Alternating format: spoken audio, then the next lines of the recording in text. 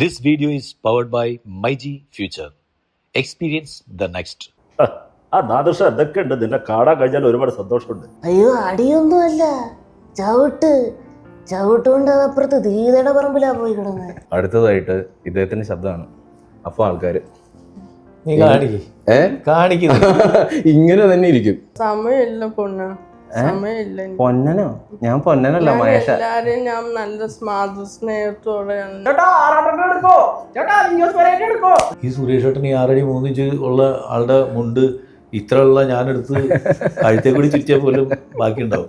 സ്നേഹമെന്ന രണ്ടക്ഷരമല്ല, മണ്ണും പിന്നും സ്നേഹിക്കുന്ന പോലെ നമ്മുടെ മാതൃശിക്ക.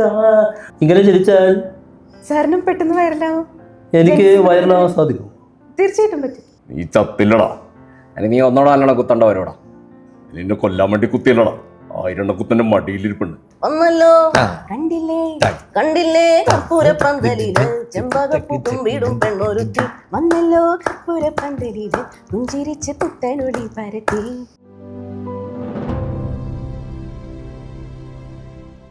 മികച്ച ബ്രാൻഡുകൾക്കും മികച്ച ഓഫറുകൾ മൈജി ഫ്യൂച്ചറിലുണ്ടല്ലോ. എക്സ്പീരിയൻസ് ചെയ്യാം നെക്സ്റ്റ് ലെവൽ ഷോപ്പിംഗ്. മൈജി ഫ്യൂച്ചറിൽ എക്സ്പീരിയൻസ് ദ നെക്സ്റ്റ്. മൈജി ആണ് ഫ്യൂച്ചർ.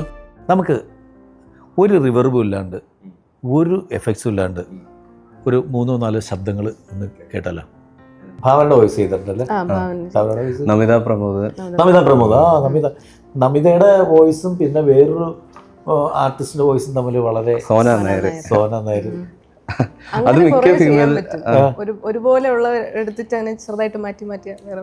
അതാരൊക്കെയാണ് ശരിക്കും ഞാൻ ശ്രദ്ധിച്ചിട്ടുള്ള ഇപ്പം കാവ്യ മാധവൻ, നസ്രിയ, അവരുടെയൊക്കെ വോയിസ് ഭയങ്കര അടുത്തടുത്ത് കിടക്കുന്നേ.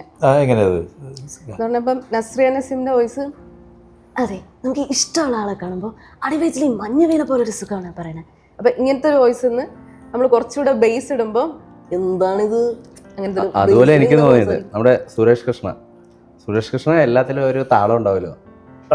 ആ നാദൃശ എന്തൊക്കെ ഉണ്ട് നിന്നെ കാണാൻ കഴിഞ്ഞാൽ ഒരുപാട് സന്തോഷമുണ്ട്. പഠിപ്പക്കാർ നേരത്തൊക്കെ കയ്യും കാലൊക്കെ തട്ടി പൊട്ടിത്തൊക്കെ ഇരിക്കും. ഇതാണ് സുരേഷ് കൃഷ്ണ. ഈ സുരേഷ് കൃഷ്ണയുടെ ഈ സാധനം ഒഴിവാക്കിയിട്ട് നമ്മുടെ വിനു മോഹന്റെ അനിയനുണ്ട്, അനുമോഹൻ. അയ്യപ്പൻ കോശിയിലെ ഒരു പോലീസ് ക്യാരക്ടറായിട്ട് വന്നിട്ടുണ്ട്. ആളുടെ ശബ്ദം ഈ മീറ്ററിൽ നിന്ന് കുറച്ച് മാറിയ ഇങ്ങനെ. സതീശേ, അല്ല അങ്ങനെയല്ല ഇപ്പൊ പറഞ്ഞ സാറ് ചെറുത്തൽപ്പിന്റെ പേരിലാകുമ്പോൾ സാധാ മരണം, ന്യായമല്ലാത്തിന്റെ പേരിലാകുമ്പോൾ അതും മരണം. സാറെ പണ്ട് കരിങ്കൂടി കാണിച്ചതിന്റെ സെക്രട്ടേറിയറ്റ് പിക്കറ്റ് ചെയ്തതിനൊക്കെ പോലീസുകാരെ തല്ല ഒരുപാട് കൊണ്ട ശേഷമാണ് ഞാൻ പോലീസായത്. ഇതൊരു ജീവിതം, ഇത് ജീവിക്കാൻ തന്നെയാണ് സാറേ. അതുകൊണ്ട് എന്തൊക്കെ പറഞ്ഞാലും ജോലി പോയാലും ഞാൻ അയ്യപ്പൻ സാറിന് കൂടെ നിൽക്കും. അതാട്ടെ നിൽക്കണ എന്ന് പറഞ്ഞാൽ അവിടെ സുരേഷ് കൃഷ്ണ അത് കാത്തി പറയുമ്പോ അത് പിണറായി വിജയൻ ആവില്ലേ? അങ്ങനെയാവും. എടാ നീ പിണറായി സഖാവിനെ ഇമിറ്റേറ്റ് ചെയ്തിട്ട് നിനക്ക്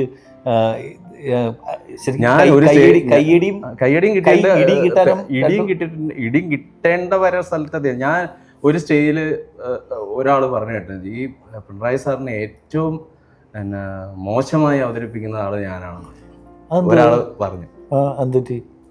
എന്താന്നറിയില്ല, നമ്മള് ലൈവായിട്ട് ഞാനിത് ചെയ്യുന്ന മുന്നേ തന്നെ പറയും, ഇതൊരു എന്താ പറയുക ഡിസ്ക്ലെയിമർ പോലെ, സ്റ്റാറ്റ്യൂട്ടറി വാണിംഗ് പോലെ പറയും. ഇതൊരിക്കലും പിണറായി സാറോ മോദിജി ഇങ്ങനെയൊന്നും പറയില്ല, നിങ്ങൾക്ക് എല്ലാവർക്കും അറിയാലോ. ഇത് നമ്മളൊരു തമാശ രൂപേണ അവതരിപ്പിക്കുന്നതാണ്. ഒരു എന്താ പറയുക, ഒരു കാരിക്കേച്ചർ വരയ്ക്കുന്ന പോലെ നമ്മൾ അവതരിപ്പിക്കുന്നത്. അല്ലാണ്ട് പിണറായി സാറോ ഒന്ന് പാട്ട് പാടുന്നത് ജന്മത്ത് നടക്കുന്ന കാര്യമാണോ? അല്ല, ഇതൊക്കെ തമാശയായിട്ട് ഇപ്പൊ എന്താ പറയുക, ഞങ്ങള് ചിലരൊക്കെ അതൊക്കെ രാഷ്ട്രീയപരമായിട്ട്. അല്ല, ഈ പിണറായി സഖാവിന്റെ വോയിസും കേട്ടിട്ടുണ്ട്. പക്ഷെ ബിഡി നമ്മള് മുഖ്യമന്ത്രി മേക്കിങ്ങിലാണ്. അപ്പം ഇനിയുള്ള 5 കൊല്ലം എനിക്ക് ജീവിക്കണ്ടേ രാഷ്ട്രീയം. കാരണം 10 കൊല്ലം ഞാനിപ്പോ ഈ സ്റ്റേജ് ഫീൽഡിലേക്ക് വന്നിട്ട് 7 വർഷമായിട്ടുള്ളൂ. 7 വർഷത്തിൽ 10 കൊല്ലം അല്ല, ആ പീരീഡിലെല്ലാം മുഖ്യമന്ത്രി ആളായിരുന്നു പിണറായി സാറ്. അതുകൊണ്ട് കഞ്ഞി കുടിച്ച് പോയി. ഇനി കഞ്ഞി കുടിക്കണമെങ്കിൽ വീഡിയോ വേണം. വീഡിയോ ഇപ്പോൾ മേക്കിങ്ങിലാണ്. ഒരു 50% 70%-ഓളമായി. ഇനി ഒരു 30% കൂടെ ഉള്ളൂ. പിന്നെ ഏറ്റവും ടഫായിട്ട് ഫീൽ ചെയ്തേക്കുന്നത് ടഫ് ബുദ്ധിമുട്ട് ഈ ബേസിൽ ജോസഫിന്റെ ചിരി ഇരിക്കാൻ ഭയങ്കര പാടാ. ബേസിൽ ജോസഫിന്റെ ചിരി എന്താണ് അത്? അതിങ്ങനെ സ്പീഡുമാണ്, അത്രയും ലെങ്തുമാണ്. പിന്നെ സ്ട്രെസ് കൂടുതൽ ടി ജി രവിക്കൊക്കെ.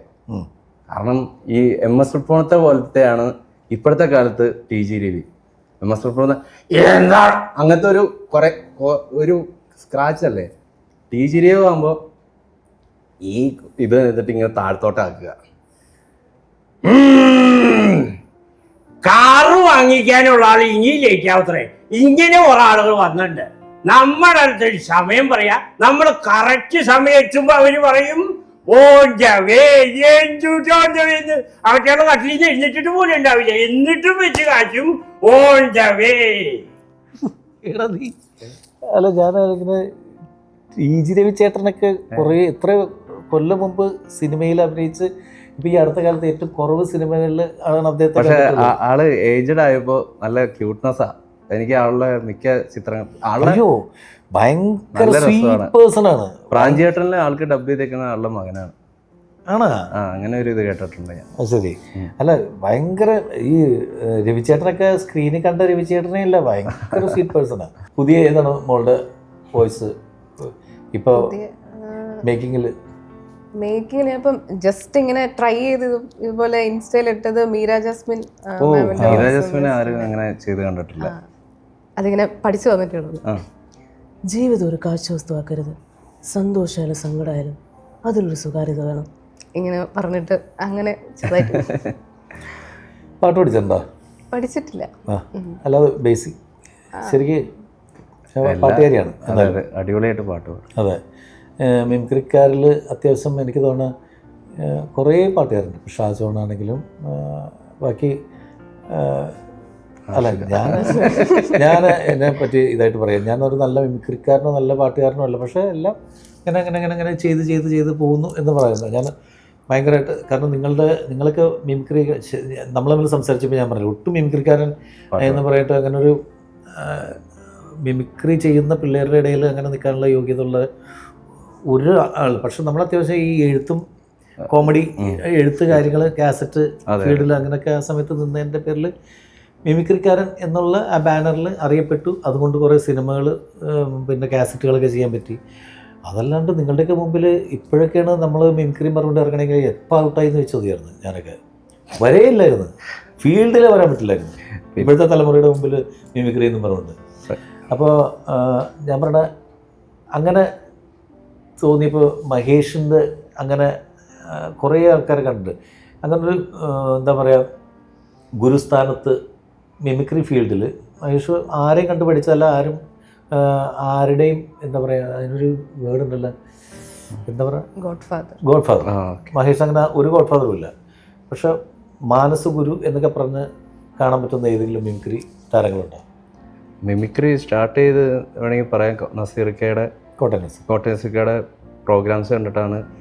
പിന്നെ എൻ്റെ ചേട്ടൻ മിമിക്രി തുടങ്ങിയ പിന്നെ ഞാൻ ചെയ്യുന്നതെന്ന് ആൾക്ക് തോന്നിയ പിന്നെ ആളെന്നെ കൂടുതൽ ട്രെയിൻ ചെയ്യാൻ തുടങ്ങി.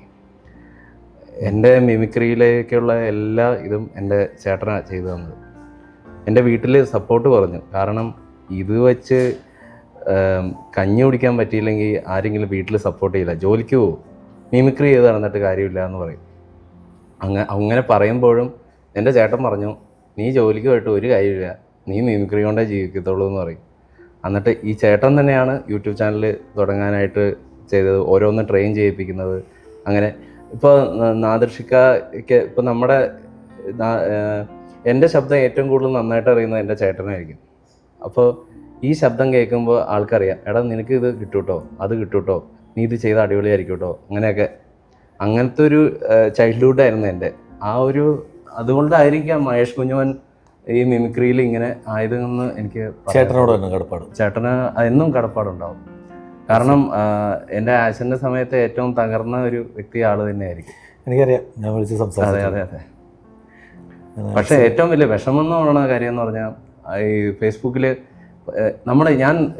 ഞാൻ വലുത് നിങ്ങൾ ചെറുത് അങ്ങനത്തെ ഒരു ഇതിൽ കാണുന്നതല്ലേ. നമ്മളെല്ലാവരും ശബ്ദം അനുകരിക്കുന്ന ആർട്ടിസ്റ്റുകളാണ്, എല്ലാവരും മിമിക്രിക്കാരാണ്. പക്ഷേ പല മിമിക്രി ആർട്ടിസ്റ്റുകൾ അനുകരിക്കുമ്പോൾ ആളുകൾ വന്ന് കമൻ്റ് അടിക്കും, ആ മഹേഷ് കുഞ്ഞിനെ കണ്ടുപിടിക്കും, നീ അവൻ്റെ കൂടെ ശിക്ഷണം നടത്ത്, അങ്ങനെയൊക്കെ പറയും. അതായത് എൻ്റെ പേരിൽ ആളുകൾ, അതെനിക്ക് ഒരുപാട് വിഷമം ഉണ്ടാക്കുന്ന കാര്യമാണ്. അതിപ്പോൾ ഞാൻ പറയട്ടെ, ഇപ്പോൾ സീനിയറായിട്ടുള്ള ഒരുപാട് ആൾക്കാർ അനുഭവിച്ചുകൊണ്ടിരിക്കുന്ന കാര്യങ്ങൾ. അത് പുതിയ പിള്ളേർ വരുമ്പോൾ, അതായത് സീനിയേഴ്സിന് ഇപ്പോൾ അറിയാം. നമ്മൾ ഇപ്പോൾ നസീർ, കോട്ടയം നസീറായിട്ട് ഞാൻ സംസാരിച്ചുകൊണ്ടിരിക്കുമ്പോൾ, നസീർ നല്ലൊരു സുഹൃത്താണ്. നസീർ എൻ്റെ അടുത്ത് പറയാറുണ്ട്, എൻ്റെ പൊന്നൻ ആർഷൊക്കെ നമ്മൾ ഇപ്പോൾ നേരത്തെ ഞാൻ പറഞ്ഞ അതേ ഡയലോഗാണ്. നമ്മളൊക്കെ ആ സമയത്ത് വന്നത് നന്നായി, പക്ഷെ അവനൊക്കെ കിട്ടിയൊരു ഗുണം എന്നറിയാമോ, ഇപ്പോഴും ചെയ്യുന്ന വോയിസുകൾ ജനാർദ്ദനൻ എന്നും പറഞ്ഞ, അല്ലെങ്കിൽ മറ്റ് ആ പഴയ ഇപ്പോൾ ജയറാമേട്ടനാണെങ്കിലും ദിലീപാണെങ്കിലും നസീറാണെങ്കിലും മറ്റു ഇവരൊക്കെ ആണെങ്കിലും അവരന്ന് ചെയ്തേക്കുന്ന വോയിസ് ഇപ്പോൾ ചെയ്ത് നമ്മൾ കേൾക്കുമ്പോഴും നമ്മൾ ഭയങ്കരമായിട്ട് ഹരങ്ങൾ. കാരണം 100% പെർഫെക്റ്റ് ആയിട്ടാണ് ചെയ്യുന്നത്. കറ തീർന്ന് കിടക്കുകയാണ് ഉള്ളിൽ. അങ്ങനെ നിന്ന് ചെയ്യുമ്പോൾ മുഖത്തും കൂടി കാണാൻ പറ്റും. ശരിയാണ്. പണ്ട് അങ്ങനെയല്ല. ഇപ്പോഴാണ് നമ്മൾ LED വാളിൽ ശരിയാണ് വിഷ്വൽ ഇട്ടിട്ട് ആ വിഷ്വലിൽ ലിപ്പ് സിങ്ക് ചെയ്ത് നമ്മൾ സ്പോട്ട് ഡബ് ചെയ്യുന്നത്. അതെ. പക്ഷെ മറ്റത് അങ്ങനെയല്ല. പണ്ട് മാനറിസം കൊച്ചു ഹനീഫ എന്നൊക്കെ പറഞ്ഞിട്ട് നസീർ ഇങ്ങനെ അങ്ങ് പിടിച്ചുകൊണ്ട് വന്നു കഴിഞ്ഞിട്ടുണ്ടെങ്കിൽ ഹനീഫൊക്കെ തന്നെ സ്റ്റേജിൽ നസീർ സാറാന്ന് പറഞ്ഞിട്ട് ജയറാമേട്ടൻ തിരിഞ്ഞു വന്നാൽ ഇന്നസെന്റ് ഏട്ടനെ പിടിച്ച് ദിലീപ് ഇങ്ങനെ ചെരിഞ്ഞ് ഇങ്ങനെ ഒരു അബി മമ്മൂക്കയുടെ വേഷം കെട്ടിയിട്ട് ഇങ്ങനെ അങ്ങോട്ട് കൈ മറ്റേ വടക്കം വീരാഗിലെ വേഷമൊക്കെ ഇട്ടിട്ട് വന്നു കഴിഞ്ഞിട്ടുണ്ടെങ്കിൽ നമ്മൾ തൊട്ടടുത്ത് ഇത്രയും ഡിസ്റ്റൻസിൽ നിന്നിട്ട് നമുക്ക് ഫീൽ ചെയ്യും. മമ്മൂക്കനെ ഫീൽ ചെയ്യും. ശരിയാണ്. അമിതാഭ് ബച്ചനെ ഫീൽ ചെയ്യും അബി ചെയ്തുകൊണ്ടിരിക്കുന്നതൊക്കെ കാണുമ്പോൾ. ഇപ്പോഴും പക്ഷെ അവരുണ്ടെങ്കിൽ പോലും ആ തലമുറ പോലും അവർ പറയുന്നത്, നിങ്ങളൊക്കെ വരുന്നതിന് മുമ്പ് നമ്മൾ മിമിക്രി നിർത്തിയത് നന്നായി എന്ന് പറയുന്ന, അതായത് ഈ കമ്പാരിസണാണ് പരസ്പരം അങ്ങോട്ടുമില്ല. ഇപ്പം മഹേഷ് കുഞ്ഞോനും കോട്ടയം നസീറും ടിനിയും തമ്മിലൊന്നും ഒരു മത്സരമില്ല. പക്ഷെ പുറത്ത് നിൽക്കുന്ന ആൾക്കാരാണ് പറയുന്നത് അവനെ കണ്ടുപിടിക്കുക, അവനെ എന്ന് പറഞ്ഞാൽ വെറുതെ ശത്രുത ഉണ്ടാക്കിയാണ് എന്ന് കരുതി ആൾക്കാർ എന്നെ തലയിൽ വെച്ചോണ്ട് നടക്കുന്നുമില്ല. എനിക്ക് കിട്ടാത്ത വഴക്കില്ല. എന്തിന്? ഞാൻ വിനീതേട്ടനെ കാണാനായിട്ട് ഭയങ്കര ആഗ്രഹിച്ച് നടന്ന ഒരാളായിരുന്നല്ലോ. ഇത്ര നാളായിട്ട് കാണാൻ പറ്റിയില്ല. അവസാനം ഈ അതിരടിയുടെ സെറ്റിൽ വെച്ചിട്ടാണ് ഞാൻ വിനീതേട്ടനെ കണ്ടത്. സത്യം ആദ്യമായിട്ട് കണ്ടത്. ഇപ്പോൾ വിനീതേട്ടൻ കണ്ടു, ഫോട്ടോ എടുത്തു. ആ എക്സൈറ്റ്മെൻറ്റിൽ അന്ന് തന്നെ ഞാൻ ഇൻസ്റ്റാഗ്രാമിൽ ഫോട്ടോ ഇട്ടു. ഡ്രീം കം ട്രൂ എന്നൊക്കെ പറഞ്ഞിട്ടു. അതിൻ്റെ അടുത്ത ദിവസമാണ് ശ്രീനിവാസൻ സാർ മരിക്കുന്നത്. ആ സെയിം ഡ്രസ്സിലായിരുന്നു ശ്രീനിവാസൻ സാറിൻ്റെ അടുത്ത് വിനീതേട്ടനിരുന്നത്. ആളുകൾ പറഞ്ഞു, ഞാൻ ഒരാൾ മരിച്ചു കിടക്കാൻ നേരത്താണല്ലോ നീ പോയി സെൽഫി എടുത്തതെന്ന് പൂരം കമൻറ്റും ഒത്ത് നിറച്ച് തെറിയുടെ ബഹളമായിരുന്നു. ഞാൻ ഏറ്റവും കൂടുതൽ കാണാൻ ആഗ്രഹിച്ച ആളുടെ ഒരു ഫോട്ടോ ഇട്ടത് അതങ്ങനെ ആയിപ്പോയി. കാണണ്ടായിരുന്നു അല്ലേ? എന്ത് ചെയ്യാൻ പറ്റുക? ഈ പാട്ടുകാർക്ക് പാട്ട് കഴിഞ്ഞിട്ട് കൈയടി കിട്ടിയില്ലെങ്കിലും കുഴപ്പമില്ല. നമുക്ക് ആ പാട്ട് കേട്ട് അവർക്ക് ആസ്വദിച്ച് പാടിയിട്ട് അങ്ങ് പോവാം. വേണമെങ്കിൽ കണ്ണടച്ച് വേണമെങ്കിൽ അവർക്ക് പാട്ട് പാടാം. സ്റ്റേജിൽ ഒരു മിമിക്രിക്കാരൻ വന്നു, അടുത്തതായിട്ട് ഇദ്ദേഹത്തിൻ്റെ ശബ്ദമാണ്. അപ്പോൾ ആൾക്കാർ ഇങ്ങനെ തന്നെ ഇരിക്കും, കൈയടിക്കാതിരിക്കും. അപ്പം ഞാൻ പലപ്പോഴും ചോദിക്കാറുണ്ട്, നിങ്ങളുടെ എൻ്റർടൈൻമെൻറ്റിന് തന്നെയല്ലേ എന്നെ ഈ പരിപാടിക്ക് വിളിച്ചതെന്ന് ഞാൻ ചോദിക്കാറുണ്ട്. ഞാനൊരു ദിവസം പിണറായി സാറിനെ അന്വേഷിച്ചുകൊണ്ടിരിക്കുന്ന നേരത്തെ ഒരു ചേട്ടൻ വന്നിട്ട്, ചാലക്കുടിക്കാരൻ ചങ്ങാതിയിലെ പാട്ടുമായിട്ട് പോയാൽ മതി പിണറായിയുടെ അടുത്ത്. അപ്പോൾ ഞാൻ പിണറായി സാറായിട്ട് ഇന്ന് ഡയലോഗ് പറയുമ്പോൾ ആൾക്കാർ കൈയടിക്കും. നല്ല പിണറായി സാർ എൻ്റെ മിമിക്രി ലൈഫിലെ ഒരു വലിയൊരു ഇതാണ്. വേണമെങ്കിൽ പിണറായി സാറിനെ ഇൻട്രോയ് ചെയ്യാം. ഒരു വേറെ വന്നിട്ട് ഇന്റർവ്യൂ ചെയ്യും. പിണറായി സാറിൻ്റെ അടുത്ത് കുറച്ച് ക്വസ്റ്റ്യൻസ് ചോദിക്കും. ഇപ്പോൾ ഇവിടെ ഇരിക്കുന്ന പോഡ്കാസ്റ്റിൽ ഇരിക്കുന്നത് പിണറായി സാറാണ്. ലക്ഷ്മി നക്ഷത്രം. പിണറായി സാർ ഇരിക്കോട്ടെ. അയ്യോ എല്ലാവർക്കും നമസ്കാരം കേട്ടോ. എനിക്ക് സാറിന് ഇങ്ങനെ അടുത്ത് കാണുമ്പോൾ തന്നെ കുറച്ച് പേടിക്കുന്നുണ്ട്. എന്നാലും ഞാൻ എൻ്റെ ധൈര്യമെല്ലാം സംഭരിച്ചിട്ട് കുറച്ച് ക്വസ്റ്റ്യൻസ് ചോദിക്കാൻ പോവാണ്. സാറിന് സുഖമാണോ? എനിക്ക് സുഖമാണ്. നിങ്ങൾക്ക് സുഖമാണോ? എനിക്ക് നല്ല സുഖമാണ്. ഇനി അടുത്ത ചോദ്യം. ഇപ്പൊ എന്താണ് സാറിന് തോന്നുന്നത്? എനിക്ക് സാധാരണ ഞാൻ നിനക്കെന്നാണ് പറയാറുള്ളത്. ഇപ്പം എന്തുകൊണ്ടോ എനിക്ക് എന്ന ഒരു വാക്ക് വന്ന്, അതെന്തുകൊണ്ടാണെന്നാണ് ഞാനിപ്പോൾ ചിന്തിച്ചുകൊണ്ടിരിക്കുന്നത്. അത് ഈ കുറെ നാളിങ്ങനെ ഒരു കസേരയിൽ ഇരുന്നിട്ട് ഇങ്ങനെ മാറിയതിന്റെ എന്തെങ്കിലും അങ്ങനെ നിങ്ങളൊരു കാര്യം മനസ്സിലാക്കണം. ഞാൻ രാത്രി എൻ്റെ വീട്ടിലാണ് കിടന്നുറങ്ങുന്നത്. അല്ലാതെ മന്ത്രി കസേരയിൽ ഇരുന്ന് ഉറങ്ങുന്ന ഒരു പതിവ് എനിക്കില്ല. ഏത് നേരം ഞാൻ കസേരയിൽ ഇരിക്കാറുണ്ട്. പിന്നെ നിങ്ങളൊരു പറയാറുണ്ടല്ലോ ഞാൻ ചിരിക്കാറില്ലത്, അങ്ങനെ തോന്നാറുണ്ടോ? ചില സമയത്ത് എനിക്കങ്ങനെ തോന്നിയിട്ടുണ്ട്. പക്ഷെ നിങ്ങൾ എൻ്റെ പ്രസ് മീറ്റ് അത് വ്യക്തമായി കണ്ടാൽ ഞാൻ ചിരിക്കുന്നത് കാണുന്നത് ഇങ്ങനെ.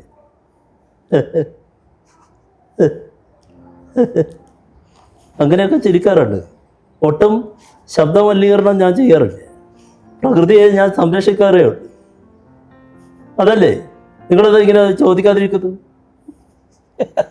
ഞാനെങ്കിൽ എപ്പോഴും ചിരിച്ചോണ്ടായിരിക്കുന്നു. അപ്പൊ ഇങ്ങനെ എപ്പോഴും ചിരിക്കാൻ പാടില്ല. ചിരിക്കുമ്പോ കൂടുന്ന പറയുന്നേ. ചിരിക്കുമ്പോ അല്ല, നിങ്ങളുടെ ആയുസ് നിങ്ങൾക്കറിയുമോ? നിങ്ങൾ എത്ര നാള് ജീവിച്ചിരിക്കുന്നുള്ളത്? പിന്നെ എങ്ങനെയാണ് ആയുസ് കൂടിയത് നിങ്ങളെങ്ങനെ അറിയുന്നത്? അതെല്ലാരും ഇങ്ങനെ പറയാറുണ്ട് സർ. എല്ലാരും പറയുന്നതൊന്നും എന്നെ ബാധിക്കുന്ന കാര്യങ്ങളല്ല. എന്നെ ബാധിക്കുന്നത് ഞാൻ പറയുന്ന കാര്യങ്ങൾ മാത്രമേ. സർ, എനിക്ക് സാറിനോട് ഒരു റിക്വസ്റ്റ് ഉണ്ട്. എന്താണ്? അതായത് ഇപ്പൊ നമ്മുടെ മുഖ്യമന്ത്രി വി.ഡി. സതീശൻ സാർ ഒരു സാധനം ചെയ്ത് ഭയങ്കര വൈറലായിട്ടുണ്ട്. ഉണ്ടായിരുന്നു. അതായത് പൂക്കി ചിരി ചിരിച്ചിട്ട് ഇൻസ്റ്റാഗ്രാമിലൊക്കെ ഒരുപാട് വൈറലായിട്ടുണ്ട്. അത് ആ ചിരിയുടെ പേരത്ത് പൂക്കി ചിരി, നമ്മുടെ ജെൻസി കുട്ടികളൊക്കെ ചെയ്യുന്ന ഒരു സാധനമാണത്. അങ്ങനെ ഒരു ചിരിയുണ്ടോ? അങ്ങനെ ഒരു ചിരി ഉണ്ട്. ഞാൻ വേണമെങ്കിൽ സാറിന് കാണിച്ചു തരാം എങ്ങനെയാണെന്ന്. സാർ ചിരിച്ച് കാണിക്കാവോ? ഇങ്ങനെ ഇങ്ങനെയൊക്കെ ചിരിക്കുക. ഇങ്ങനെ ചിരിച്ചാൽ സാറിനും പെട്ടെന്ന് വൈറലാവും. എനിക്ക് വൈറലാവാൻ സാധിക്കും. തീർച്ചയായിട്ടും പറ്റും. എന്നാ ഈ ക്യാമറ ഇങ്ങോട്ട് സൂം ചെയ്യ. ഏത് ക്യാമറ സൂം ചെയ്യ്.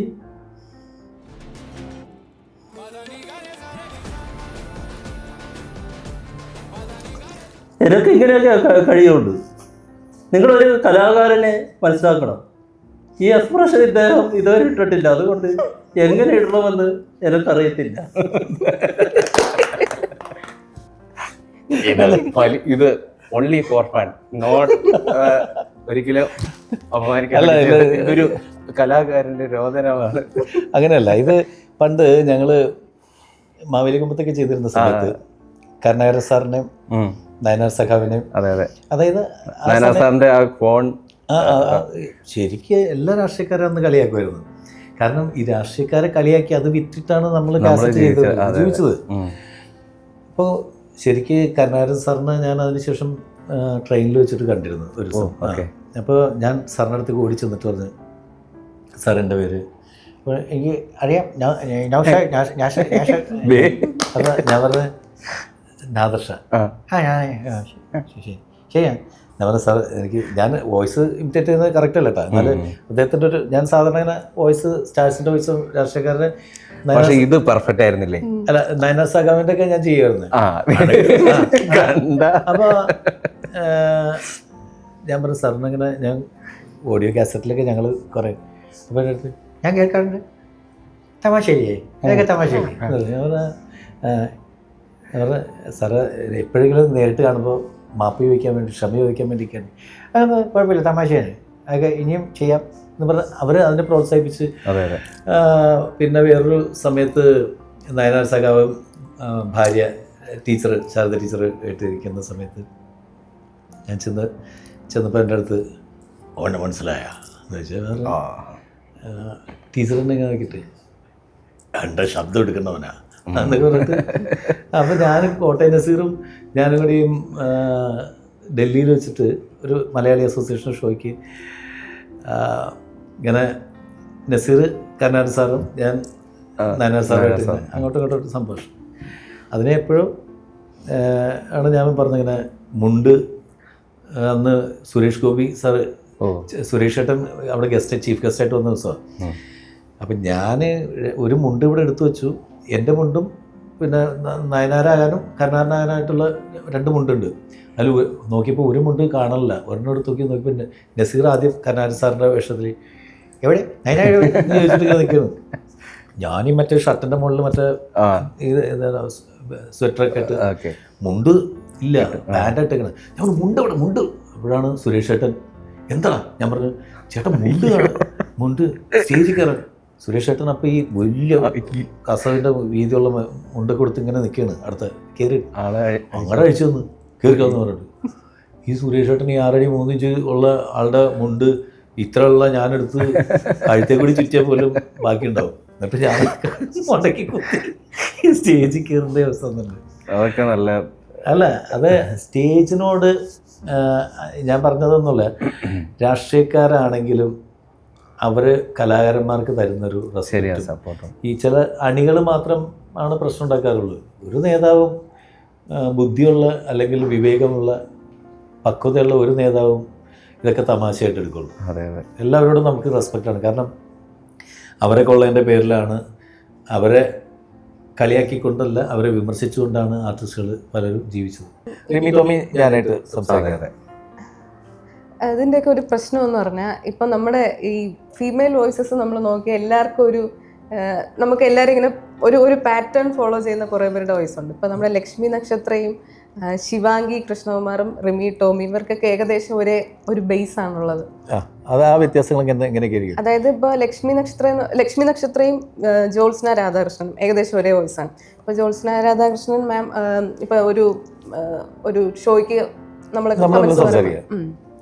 ഒരുപാട് സന്തോഷമുണ്ട് ഇങ്ങനെ സംസാരിക്കുമ്പോൾ ഭയങ്കര സന്തോഷം.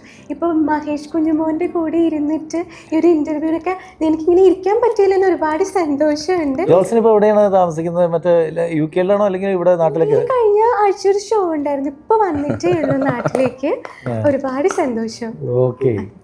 അപ്പോൾ ഈ ജ്യോത്സ്ന രാധാകൃഷ്ണന്റെ കുറച്ചുകൂടെ കുറച്ചുകൂടെ ഒരു ചിരി അധികം കൊടുത്താൽ അല്ല ലക്ഷ്മി നക്ഷത്രം. അതായത് ഇപ്പോൾ ഒരുപാട് സന്തോഷമുണ്ട് എന്ന് പറയുമ്പോൾ ഒരുപാട് സന്തോഷമുണ്ട് ഇങ്ങനെ സംസാരിക്കുമ്പോൾ ലക്ഷ്മി നക്ഷത്രയുടെ ശബ്ദത്തിലേക്ക് നമുക്ക് പോകാൻ പറ്റും. ഇങ്ങനത്തെ കുറച്ച് ചിരി അധികം ഇടുമ്പോൾ ഇപ്പോൾ ഇതിൽ തന്നെ ഇപ്പം റിമി ടോമി മാമും ശിവാംഗി കൃഷ്ണകുമാർ ഏകദേശം ഒരുപോലെയൊക്കെയാണ്. ഇപ്പം ശിവാംഗി കൃഷ്ണകുമാർ ഇപ്പം എല്ലാ മലയാളി മക്കൾക്കും വണക്കം, എല്ലാവർക്കും സുഖമാണോ എന്നൊക്കെ ചോദിക്കുമ്പോൾ ആ ഒരു വോയിസ്. റിമി ടോമി മാം എന്ന് പറയുമ്പോഴത്തേക്കും മലയാളത്തിന്റെ എല്ലാവർക്കും നല്ല സന്തോഷമായിട്ട് നല്ല മലയാള തനിമയോടെ എന്നൊക്കെ പറയുമ്പോൾ കുറച്ചുകൂടി റിമി ഇപ്പൊ എവിടെയാണ്? കഴിഞ്ഞ കുറെ ആളായിട്ട് കണ്ടിട്ടില്ല. ഞാൻ നാട്ടിൽ ഒരുപാട് നാളെ ഞാൻ നാട്ടില് എനിക്ക് വരുന്നില്ല. ഓക്കെ,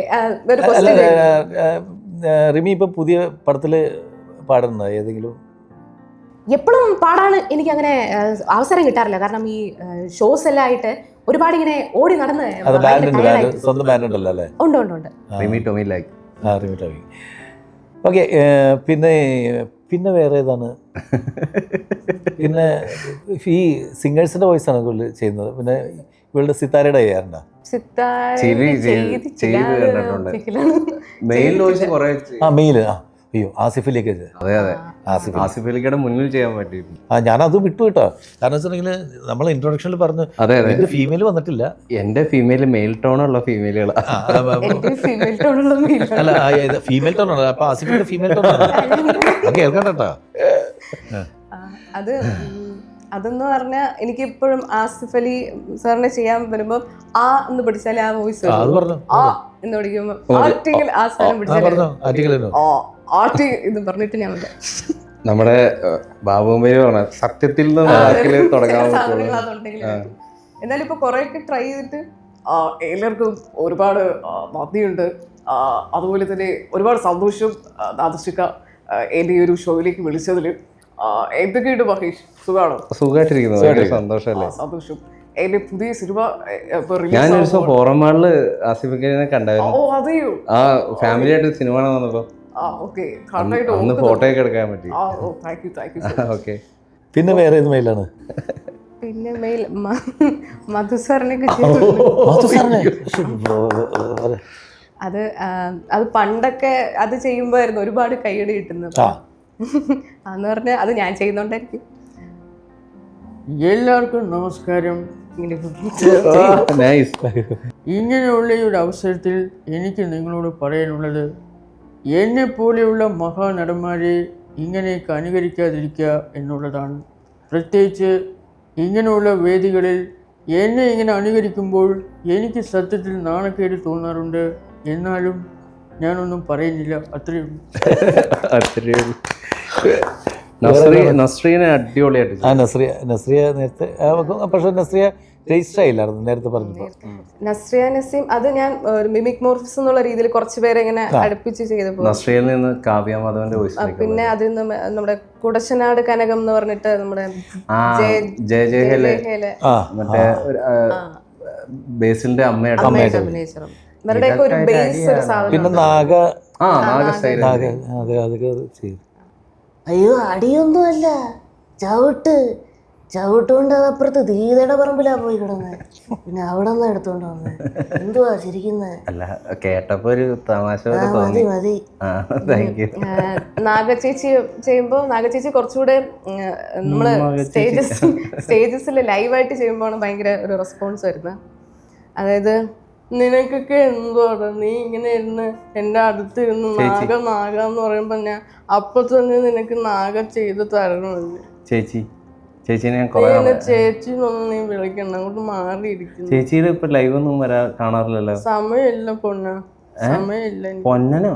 ഞാൻ പൊന്നനല്ല മഹേഷ. എല്ലാരെയും ഞാൻ നല്ല സ്നേഹത്തോടെയാണ് ഞാൻ. ബാബുസ്വാമി ഉണ്ടോ? ബാബുസ്വാമി അപ്പുറത്തുനിന്ന് നൃത്തം ചെയ്യുന്നുണ്ട്. ഇതുവരെ കഴിഞ്ഞില്ലേ നൃത്തം? ഓഹോ. പിന്നെ ഇതിനിടയ്ക്ക് വേറെ നമ്മളുടെ സോഷ്യൽ മീഡിയയിൽ നമ്മൾ ആറാട്ടണ്ണനും മമ്മൂട്ടീനെ മോഹൻലാലിനേക്കാളും കൈയടി ഇപ്പൊ അവർക്ക്. ആളുകൾ ചോദിക്കും, നീ ഒന്നും ചെയ്തത് സ്നേഹമെന്ന രണ്ടക്ഷരമല്ല, മണ്ണും പിണ്ണും സ്നേഹിക്കുന്ന പോലെ നമ്മുടെ മാതൃശിക്ക അടിപൊളിയാണ്. ഒരുപാട് പടങ്ങളൊക്കെ ഡയറക്റ്റ് ചെയ്തു നമ്മുടെ.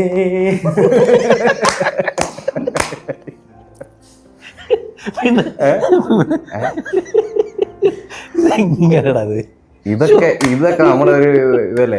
നീ ഇതൊക്കെ ഒബ്സർവ് ചെയ്തത് ഭയങ്കര കഴിവടായത്. മറ്റേ ആറാട്ടണ്ണനൊക്കെ സോഷ്യൽ മീഡിയ ഒരുപാട് ഞാൻ അധികം ചെയ്യാറില്ല ആളെ. ഞാൻ ഇപ്പൊ മെയിനായിട്ട് നോക്കുന്നത് അവളെ ചാണ്ടിയുമ്മനെ. ചാണ്ടിയുമ്മൻ എന്ത് പറഞ്ഞാലും അപ്പ എന്ന് പറയും. എൻ്റെ അപ്പയ്ക്ക് എൻ്റെ അപ്പയുടെ 15ാമത്തെ വിജയമായിട്ട് ഞാനിത് കാണുകയാണ്. എൻ്റെ അപ്പയ്ക്ക് ഈ വിജയം സമർപ്പിച്ചുകൊണ്ട് നാദൃശ്രീക്കയുടെ ഈ പോഡ്കാസ്റ്റിൽ വരാൻ കഴിഞ്ഞു. ഞാൻ സൈക്കിൾ ഓട്ടിക്കൊണ്ടാണ് ഈ എറണാകുളം വരെ വന്നത്. ഞാനൊന്നും ആഗ്രഹിച്ചിട്ടില്ല. എല്ലാവർക്കും എൻ്റെ നന്ദി, നമസ്കാരം.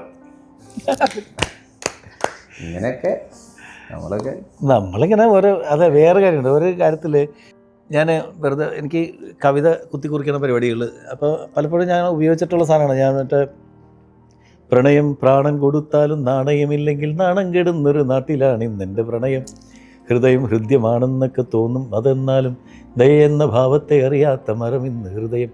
അങ്ങനെ കുറേ സാധനത്തിൽ അതിൽ ഭവനം ഭയഭക്തി ബഹുമാനം ഭാര്യയോടായൽപ്പം കാട്ടിയില്ലെങ്കിൽ ഭയക്കേണ്ട വനമാകും ഭവനം, ജ്വലനം ഉള്ളിൽ ജ്വലിക്കുന്നതൊക്കെ വിരൽ തുമ്പിലെത്തിച്ച് ഉജ്ജ്വലമാക്കിയാൽ അത് തന്നെ ജ്വലനം. അതിനകത്തൊരു വരിയുണ്ട്, പതനം പുതുതായി നിനക്കൊന്നും ലോകത്തിനായിട്ട് നൽകാൻ കഴിഞ്ഞില്ല എങ്കിൽ നീ അറിയൂ നിൻ പതനം. അതായത് നിനക്ക് നെക്സ്റ്റ് സ്റ്റെപ്പ് വെക്കാൻ പറ്റിയിട്ടില്ലെങ്കിൽ, നമ്മൾ അപ് ടു ഡേറ്റ് അല്ലെങ്കിൽ നമുക്ക് മുന്നോട്ട് പോകാൻ പറ്റില്ല. നിലനിൽക്കാൻ ഇച്ചിരി ബുദ്ധിമുട്ടാണ്. നമ്മളൊരു ഫെയിം ആകാൻ എളുപ്പവും അത് നമ്മൾ കാത്തു സൂക്ഷിക്കാൻ ഭയങ്കര പാടാണ്. ഇപ്പോൾ ഞാനൊക്കെ ഗാനമേളയ്ക്ക് പോകുമ്പോൾ ഇപ്പോഴും നമ്മൾ ഗാനമേള ഇപ്പോൾ നാദർ ഷോ എന്ന് പറയുന്ന ലൈവ് ഷോസ് പോകുമ്പോൾ ഏറ്റവും പുതിയ പാട്ടുകൾ ഇപ്പോൾ കഴിഞ്ഞ ആഴ്ചയിൽ ഏത് പാട്ട് ഇറങ്ങിയെന്ന് വെച്ചാൽ അത് കുത്തിയിരുന്ന് പഠിച്ചിട്ട് നമ്മൾ പാടുകയാണ്. കാരണം വെച്ചിട്ടുണ്ടെങ്കിൽ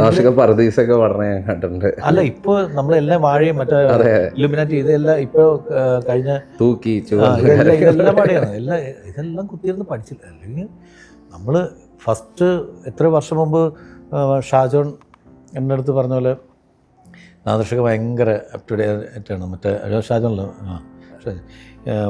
ഏത് പുതിയ ഡ്രസ്സ് ഇറങ്ങിയാലും അത് കറക്റ്റ് ഏത് പാൻറ് ഇറങ്ങിയാലും ഷൂ ഏതാണ്, എല്ലാ ഡ്രസ്സും വാച്ചും എല്ലാം നോക്കി എല്ലാം വെച്ചിട്ട് സ്റ്റേജിൽ ഭയങ്കര അപ് ടു ഡേറ്റ് ആയിട്ട് വരും. പാട്ട് മാത്രം ശങ്കര പഴയതോട്. അത് അതിനോടൊരു സെൻറ്റിമെൻറ്റ്സ് എന്ന് പറഞ്ഞിട്ടുണ്ടെങ്കിൽ നമ്മൾ പണ്ട് എത്ര വർഷം മുമ്പ് 8ാം ക്ലാസ്സിൽ വെച്ചിട്ട് പാടി തുടങ്ങിയ പാട്ടാണ് ശങ്കരൻ. അപ്പോൾ അത് പാടിയിട്ട് തന്നെ ഇപ്പോഴും സ്റ്റേജിൽ വിടും. പക്ഷെ അതൊരു ഗ്രിപ്പാണ്. ഇപ്പം പറയാതെ നേരത്തെ മോള് പറഞ്ഞ പോലെ ആക്ടിങ്ങളാണോ എന്ന് പറഞ്ഞിട്ട് തുടങ്ങാൻ വേണ്ടിയിട്ട് എന്ന് പറഞ്ഞാൽ വോയിസ് ഒന്ന് ഗ്രിപ്പായി കിട്ടാൻ വേണ്ടിയിട്ട് നമുക്കൊരു കോൺഫിഡൻസ് ലെവലിലേക്ക് വരാൻ വേണ്ടിയിട്ടാണ് നമ്മൾ ആ പാട്ട് പാടി തുടങ്ങുന്നത്. കൊഞ്ചം നിലവില്ലാത്ത ഒരു ഗാനമേള സ്വപ്നത്തിൽ കാണാൻ പറ്റും. ഫീമെയിലിന് ചന്ദ്രലേഖ ഫീമെയില്, അതും റെമോ, അതൊക്കെ പാടുന്നത്. അപ്പോൾ പക്ഷെ നമ്മൾ അതൊക്കെ തുടങ്ങിയിട്ട് തീരണതിന് മുമ്പ് ഈ തൂക്കി ചുവന്ന കരങ്ങളാലെയും ഇതൊക്കെ പാടിയില്ലെങ്കിൽ നമുക്ക് ഗാനമേളയിൽ നിന്ന് അവിടെ നിന്ന് തിരിച്ചു വരാൻ പറ്റൂല. അതാണ് ഇതൊക്കെ പഠിച്ചതൊക്കെ പാടില്ലേ. അത് അപ്പോൾ അതുപോലെ ഏറ്റവും ഞാൻ പറഞ്ഞത് വേറൊന്നുമല്ല, അപ് ടു ഡേറ്റ് ആയിട്ടുള്ള നാളെ വരുന്ന എല്ലാ ആൾക്കാരുടെ പോലും സാധനം ഇപ്പോൾ ഹാഷറിനെ പഠിക്കുന്നുണ്ട്. എനിക്കൊരു കോൺഫിഡൻ്റ് ആവുന്ന ലെവലാവണ വരെ ഇങ്ങനെ സൂക്ഷിച്ചു. പിന്നെ നമ്മുടെ മോഹിനിയാട്ടം സിനിമയിലെ കുറേ പേരെ നോക്കി വെച്ചിട്ടുണ്ട്. മോഹിനിയാട്ടത്തിലെ നമ്മുടെ കലാരഞ്ജിനി മാമിന്റെ ശബ്ദം കിട്ടുമെന്ന് എനിക്ക് തോന്നുന്നുണ്ട്.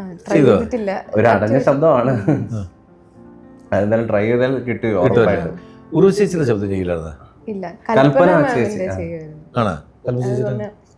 അയ്യോ എൻ്റെ പൊന്നുമക്കളെ, ഞാൻ ഇങ്ങനെ വന്നിരുന്ന സമയത്തില്ലേ ഞാനിങ്ങനെ ആലോചിച്ചുകൊണ്ടിരിക്കുകയായിരുന്നു, നാദൃശിക എന്നോട് എന്താ ചോദിക്കാത്ത കൽപ്പനയുടെ ശബ്ദം ഒന്നും എടുക്കാത്തില്ല ഡയലോഗ്. ഭയങ്കര. പിന്നെ വേറെ എന്താണ് നമ്മൾ ഏതെങ്കിലും മിസ്സായിക്കണേ? ശരിക്കും നമ്മൾ എടുത്ത് ഭയങ്കര സ്റ്റേജിൽ ഏറ്റവും കൂടുതൽ കൈയടി കിട്ടിക്കൊണ്ടിരിക്കുന്ന, അതായത് തുടങ്ങുമ്പോൾ തന്നെ ഭയങ്കര ക്ലാപ്സ് കിട്ടുന്നത് ഏതാണ്? അത് നോർമലി പാട്ടൊക്കെ പാടുമ്പോൾ വൈക്കം വിജയലക്ഷ്മിന്റെ മെയിൻ ആയിട്ട് സ്വപ്നസുന്ദരി. അത് പിന്നെ അതുപോലെ സൈനോര മാമിന്റെ ഏതെങ്കിലും കോപ്പിറൈറ്റ്സിന്റെ പ്രശ്നം വരില്ല, കാരണം ഓർക്കസ്ട്രയിലാണ് കൈയാണ് ഓർക്കസ്ട്ര. ഇപ്പൊ സൈനോര മാമിന്റെ ആണെങ്കിൽ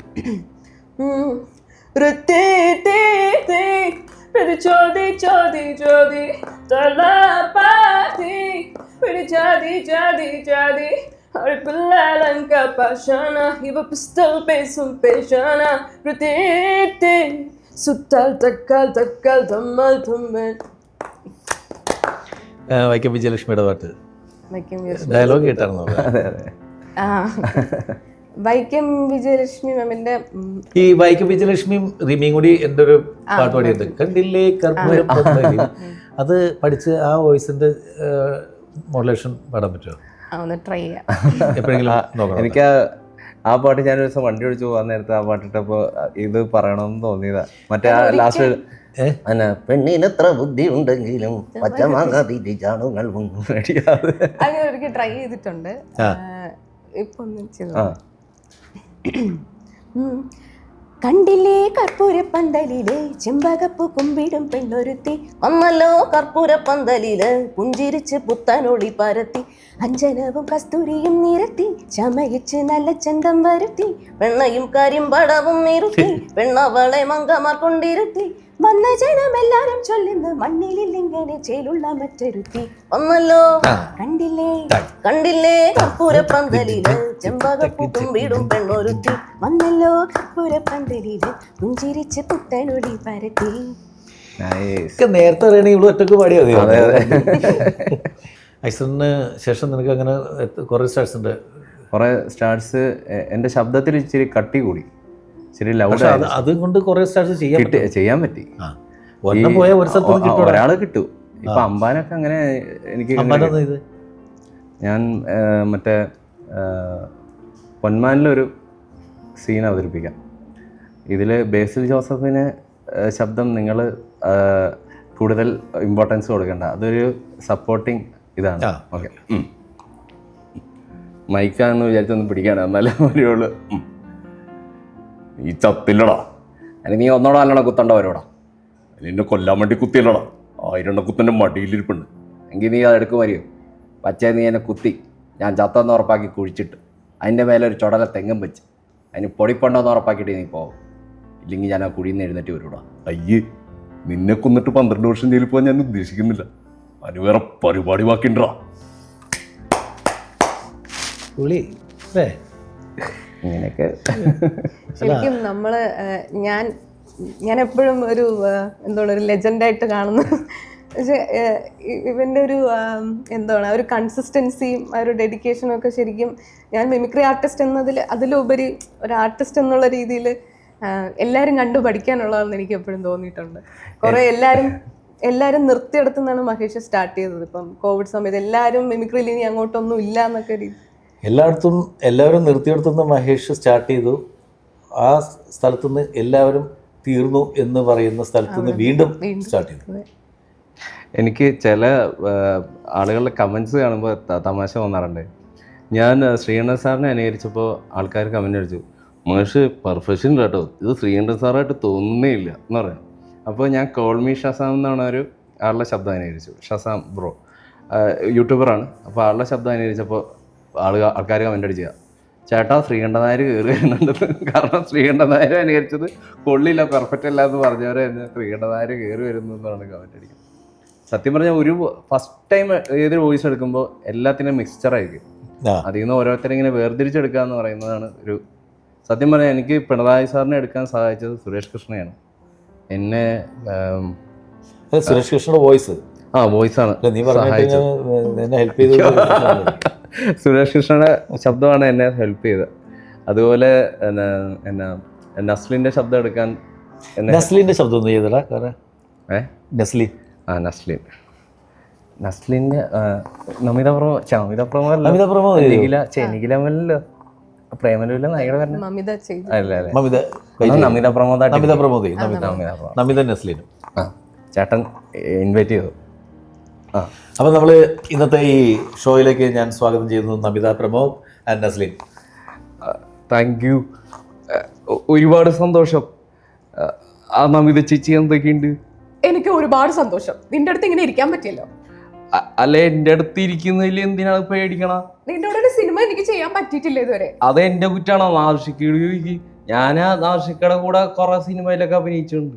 ഒരു സിനിമയിൽ അഭിനയിച്ചിട്ട് അതൊക്കെ ഒരുപാട് സിനിമകളായിട്ടാണ് എനിക്ക് തോന്നിയിട്ടുള്ളത്. നമിത അഭിനയിച്ചിട്ടുണ്ട് അമർ അക്ബർ അന്തണിയില്. പക്ഷെ അന്ന് ഞാനൊരു കുഞ്ഞായിരുന്നേ. അന്ന് നാർഷിക്ക എന്നെ കണ്ടില്ല. അല്ലെങ്കിൽ ചേച്ചിയുടെ അനിയനായിട്ടാണെങ്കിലും ഞാൻ അഭിനയിക്കായിരുന്നു. അല്ല ചേച്ചി, വിക്രമാദിത്യൻ സിനിമയിലെ ഒരു ഡയലോഗ് ഇല്ലേ, ചേച്ചിനെ ഏത് മിമിക്രിക്കാര് അവതരിപ്പിച്ചാലും ആ ഡയലോഗാ പറയണ. അത് ഭയങ്കര രജിസ്റ്റർ ആയിട്ടുള്ള ഒരു ഡയലോഗാ. ഈ ബൈക്കില് പറയണ ആ ഡയലോഗ് അല്ലേ? അത് ശരിയാവില്ല. നിന്റെ കൂടെ വന്ന അങ്ങോട്ട് വെട്ടിച്ചും ഇങ്ങോട്ട് വെട്ടിച്ചും അതല്ലേ? അത് തന്നെ അടിപൊളി. അല്ല ചേച്ചി സോഷ്യൽ മീഡിയ അധികം നോക്കാറില്ല എന്ന് കേട്ടു. ഇല്ല, ഞാനിങ്ങനെ ചേച്ചി നോക്കണ്ടേ? ഇപ്പൊ എന്റെ ഒരു ഫാഷൻ ഷോ വരെ കഴിഞ്ഞിരിക്കുകയാണ്. എന്തായാലും എല്ലാവരും എന്റെ നാർഷിക എന്തായാലും ഇപ്പൊ ഒന്ന് ടൈറ്റ് കോമ്പറ്റീഷനാണ് ഫീൽഡ്. ഹാഷിറൊക്കെ വന്ന് എന്തായാലും നാർഷികയുടെ പടത്തില് എനിക്കൊരു ഹീറോ വേഷം ഞാൻ പ്രതീക്ഷിക്കുന്നു. അല്ല, ഞാൻ ഹീറോ ആക്കാനായിട്ട് തയ്യാറാണ്. നീ വരൂല്ല, അതല്ലേ പാടും. തിരക്കല്ലേ? തിരക്കാണെങ്കിൽ പിന്നെ എങ്ങനെ വരും? നാർഷിക വിളിക്കുമ്പോ ഏതെങ്കിലും സെറ്റിലായിരിക്കും. അപ്പൊ നാർഷികനെ പോലും കിട്ടില്ല. അതെ ഇപ്പൊ നമ്മൾ ഇന്റർവ്യൂ ചെയ്തൊക്കെ വീട്ടിൽ നിന്ന് ചേച്ചി എത്ര തവണ വിളിച്ചു. ഞാൻ ഷൂട്ടില്ല. ഇത് തന്നെയല്ലേ പറയുള്ളൂ എപ്പോഴും. നീ എന്റെ വോയിസ് പറ്റുമോ? അങ്ങനെയില്ല, അങ്ങനെ ചെയ്യാറില്ല. അല്ല എന്നാലും നാർഷിക പോയി ഞാൻ വെറുതെ ചെയ്തിട്ട് എന്നാലും വെറുതെ അല്ലേ ഞാൻ ശ്രദ്ധിച്ചല്ലേ നാർഷിക ഇങ്ങനെ നീ ഇപ്പൊ എവിടെയുള്ള നാളെ ഒരു ഇന്റർവ്യൂ നീ പറഞ്ഞോ കേട്ടോ. ഇതൊക്കെ ചുമ്മാ ചെയ്യണേണ്ട. സന്തോഷമല്ലേ? കാരണം വെച്ചിട്ടുണ്ടെങ്കിൽ നമ്മളുടെ വോയിസ് ഒരാൾ ഇമിറ്റേറ്റ് ചെയ്യണമെങ്കിൽ അത് രജിസ്റ്റർ ചെയ്യപ്പെട്ട ശബ്ദം. പക്ഷെ നമ്മുടെ ശബ്ദമില്ല, വേറെ ആൾ ഇമിറ്റേറ്റ് ചെയ്യുമ്പോൾ ഇത് നമ്മുടെ ശബ്ദമാണെന്ന് വരെ നമുക്ക് തോന്നി പോകാറുണ്ട്. എനിക്ക് ഭയങ്കര ഇഷ്ടമാണ് എൻ്റെ ശബ്ദം. പക്ഷേ എനിക്ക് എൻ്റെ ഏറ്റവും വലിയൊരു ആഗ്രഹമാണ് എൻ്റെ ശബ്ദം ആരെങ്കിലും ഒന്ന് അനുകരിച്ച് കാണണം. ഉറപ്പായിട്ടും അങ്ങനെ. ഞാനിപ്പോൾ ഈ ഷോ തീരുന്നതിന് മുമ്പ് ഞാനത് പറയാൻ കാരണം വെച്ചിട്ടുണ്ടെങ്കിൽ ഒരുപാട് പേര് ഇതുപോലെ സിനിമാ താരങ്ങളെ അനുകരിച്ച് സിനിമയിൽ കയറി അവരുടെ ശബ്ദങ്ങളാണ് ഇപ്പോൾ അടുത്ത നെക്സ്റ്റ് തലമുറ അനുകരിക്കുന്നത്. ഇനി മഹേഷിൻ്റെയും അഖിലയുടെയും ഒക്കെ ശബ്ദം മറ്റ് മിമിക്രിക്കാരെ അനുകരിക്കുന്ന തരത്തിൽ നിങ്ങൾ ഭാവിയിൽ താരങ്ങളാകട്ടെ എന്ന് ആശംസിക്കുന്നു. ഒപ്പം നമ്മളുടെ വക ഒരു നല്ലൊരു ഗിഫ്റ്റ് ഉണ്ട്. Thank you. ഇത് വെരാമുണ്ട എന്ന് പറയുന്ന ഞങ്ങളുടെ ഒരു പുതിയ ബ്രാൻഡിൻ്റെ പെർഫ്യൂംസാണ് അതിൻ്റെ സാമ്പിൾസ് ഇറങ്ങുന്ന ഒരു 4 ഫ്രാഗ്രൻസ് ഉണ്ട്. രണ്ടുപേർക്കും വിരാമോണ്ടയുടെ ഗിഫ്റ്റ്. അപ്പോൾ കലാവാസനയുടെ കൂടെ ഈ വാസന കൂടി ഇരിക്കട്ടെ. അപ്പോൾ രസകരമായിട്ടുള്ള മറ്റ് കാര്യങ്ങളുമായിട്ട് നമുക്ക് വീണ്ടും എപ്പോഴെങ്കിലൊക്കെ കാണാം. ഒരുപാട് ഒരുപാട് ഒരുപാട് നന്ദി. എല്ലാ ഭാവങ്ങളും മഹേഷിനും അഖിലൊക്കെ. Thank you sir. Viramonte Perfumes, unforgettable energy.